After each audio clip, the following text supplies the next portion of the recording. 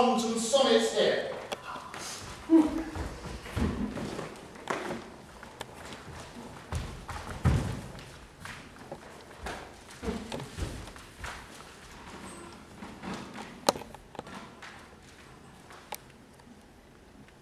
When 40 winters shall besiege thy brow, and dig deep trenches in thy beauty's field, thy youth-proud livery so gazed now on, will be a tattered weed of small worth health. Then we ask where all thy beauty lies, where all the treasure of thy lasting day, to say within thine own deep sunken eyes, where eating shame and driftless praise. How much more praise deserve thy beauty's youth? If thou could answer, this fair child of mine shall sum my count and make my old excuse, proving his beauty by succession sign. This were to be made new when thou art old, and see thy blood pour when feels it cold.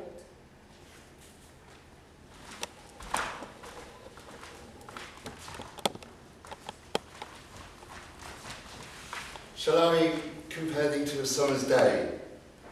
Thou art more lovely and more temperate.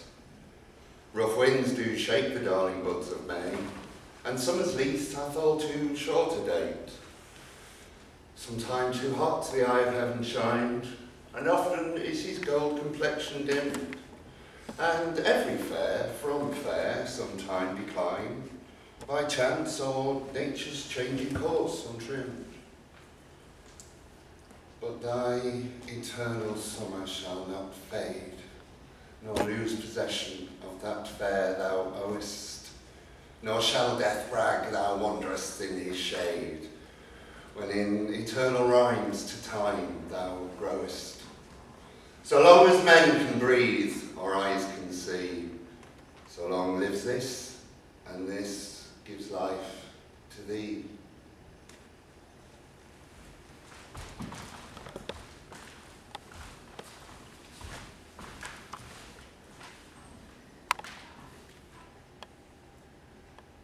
When, in disgrace with fortune and men's eyes, I all alone beweep my outcast state, and trouble deaf heaven with my bootless cries, and look upon myself and curse my fate,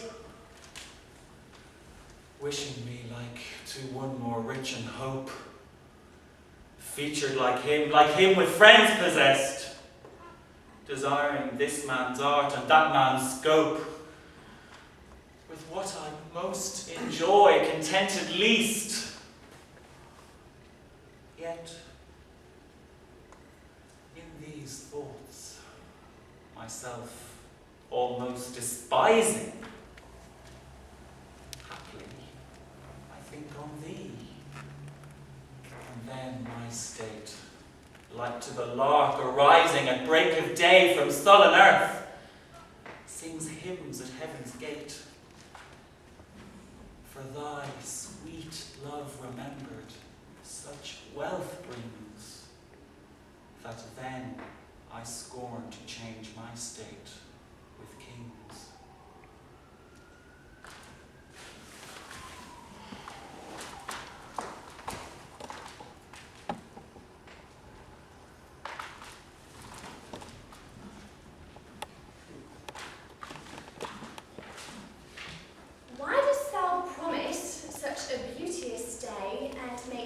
Travel forth without my cloak, to let base clouds o'ertake me in my way, hiding thy bravery in their rotten smoke.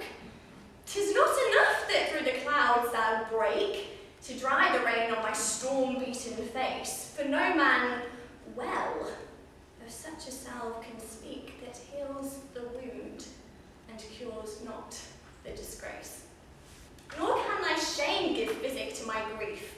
Though thou repent yet, I have still the loss. The offender's sorrow bears but weak relief to him that bears the strong offence's cross. Ah, but those tears, O pearl, which thy love sheds, and they are rich and ransom all indeed.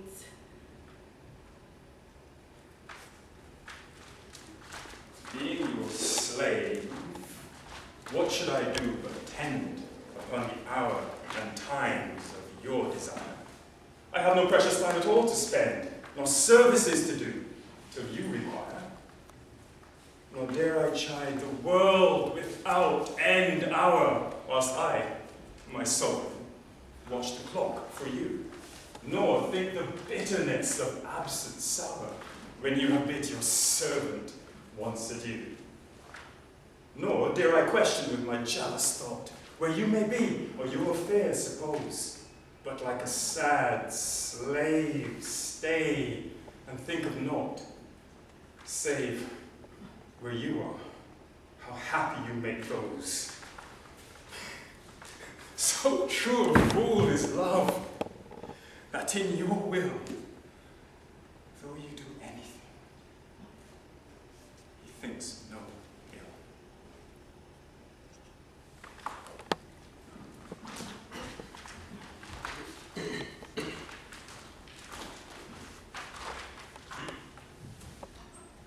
When I have seen my time's fell hand defaced, the rich proud cost of outworn buried age, brass eternal slave to mortal rage.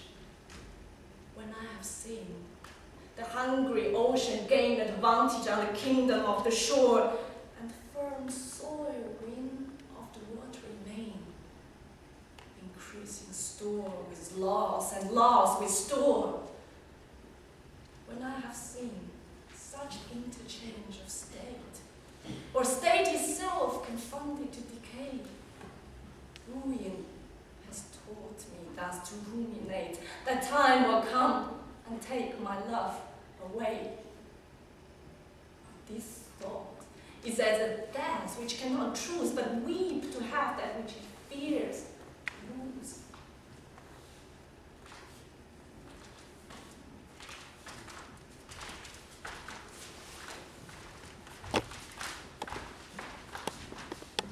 No longer mourn for me when I am dead, then shall you see the surly sullen bell.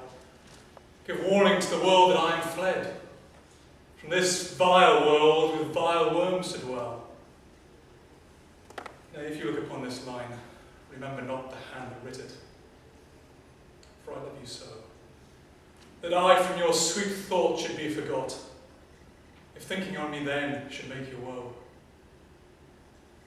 Or if I say look upon this verse when I perhaps compounded am with clay, do not so much as my poor name rehearse, but let your love even with my life decay, lest the wise world should look into your moan and mock you with me after I am gone.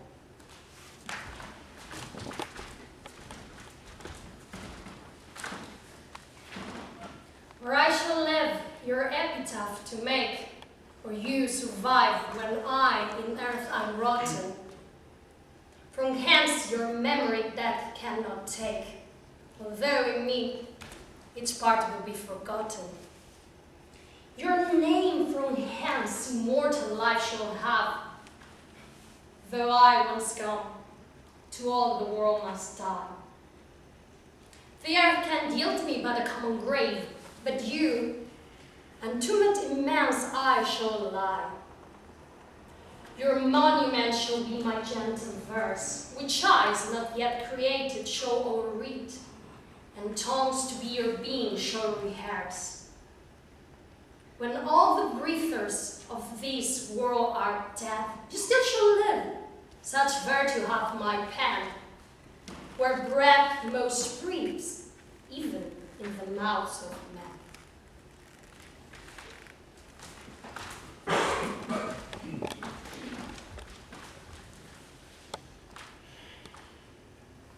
Some glory in their birth, some in their skill, some in their wealth, some in their body's force, some in their garments, and all we found good deal. some in the hawks, some in the hounds, some in the horse. In every human of his agent pleasure, wherein it finds a joy above the rest. But this particular not my measure. All these are better in one general best. Thy love is better than high birth to me, richer than wealth, prouder than garments cost, of more delight than hawks or horses be, and having thee, of full men's pride I boast, wretched in this alone, that thou mayst take all these away, and we must wretched make.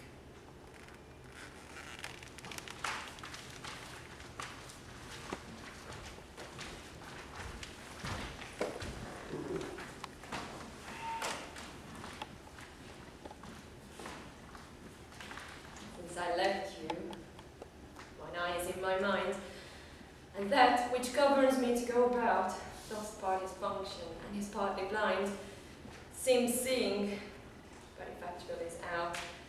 For it no form delivers to the heart a bird, a flower, or shape which it doth match. Of his quick objects has the mind no part, nor his own vision holds what it doth catch. For if it see the roots of gentle sight, the most sweet favour or deformest creature, the mountain or the sea, the day or night, the crow or dove, shapes them to your feature. Incapable of more, replete with you, my most true mind thus makes mine eye untrue.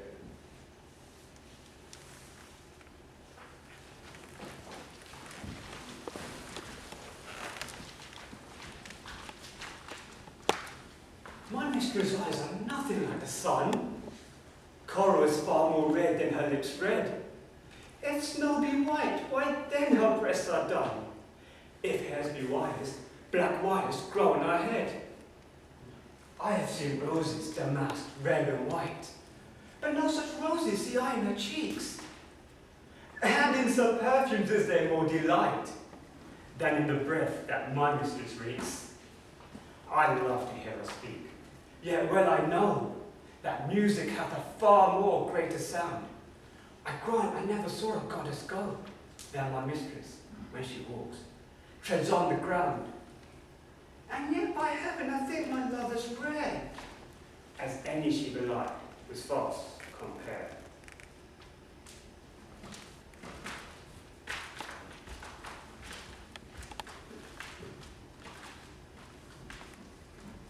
When my love swears she's made a truth, I do believe her, though I know she lies, that she might think me some untutored youth, unlearned in the world's false subtle ties.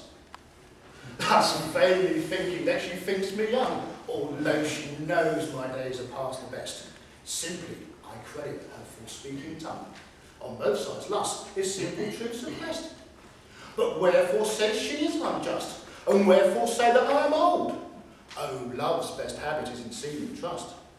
An age in love loves not to have years told. Therefore I lie with her, and she with me, and in our faults by lies we flatter be.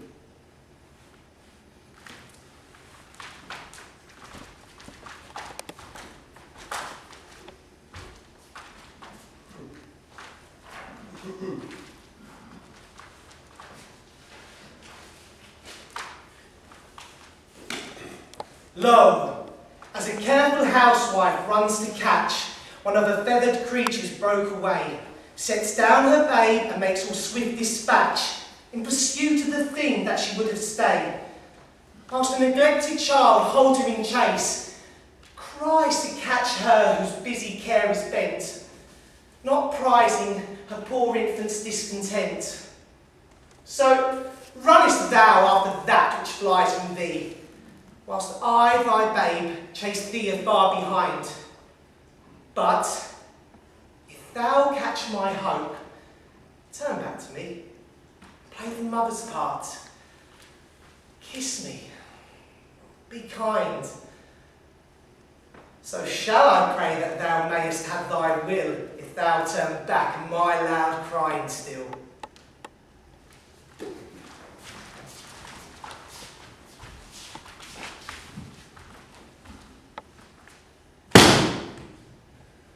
Two loves I have, of comfort and despair, which like two spirits do suggest me still. The better angel, a man right fair, the worser spirit, a woman colored ill. To win me soon to hell, my female evil tempteth my better angel from my side, and would corrupt my angel to be a devil, wooing his purity with her foul pride. And whether that my angel be turned fiend, suspect I may, but not directly tell. But being both from me, both to each friend, I guess one angel in another's hell. Yet this shall I ne'er know, but live in doubt, till my bad angel fire my good one out. When 40 winters shall be stretched thy brow, and deep trenches in thy useless field, thy lost proud shall be